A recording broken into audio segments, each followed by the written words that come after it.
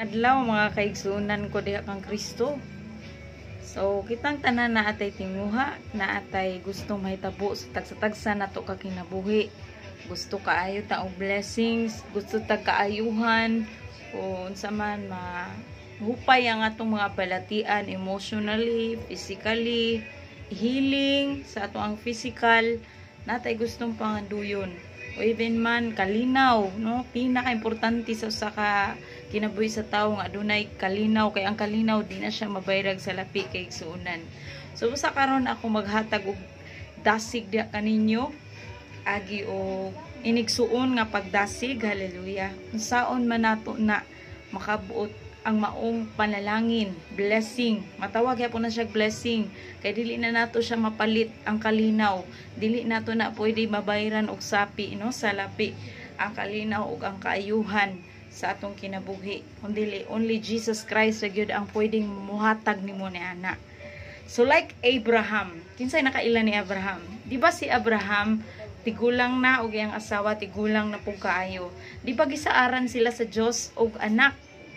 O kung sa ilaha lang kaugalingong pagbuot, murag imposibleng mahitabo apan ilang gilaom man. Ang ato aday mulaom ta diha kang Kristo.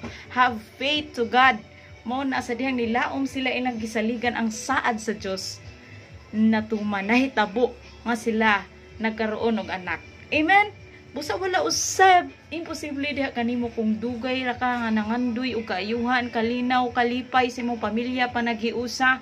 Wala imposible diha kung padayon ka nga naglaom kay Jesus Christ. Kay siya ray pwedeng muhatag nimo ana.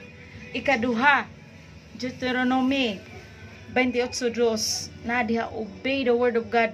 Unsaon man nimo pagkabuot kung wala kay pag-obey sa pulong sa Ginoo, nalan tahuron nimo ang pulong sa Dios. Kung unsa iyang mga sugo imong sundon, mao na siya aron ma-release ang maong panalangin nga imong gipangayo gikan sa Dios igsoon. Ikatulo is Matthew 7:7, unsay ginaingon diha? Pangayo og kamuhatagan, pangita og kamo makakaplab, panuktok og ang putahan ablihan alang kaninyo. So si Piat diyan ang lihok taw kay tabangan ko ikaw. Ang naaday sa pulong sa Ginoo ang matuod mao kini, pangayo og kamo paghahatagan, pangita og kamo makakaplag, panuktok og ang putahan ablihan alang kaninyo. Hallelujah.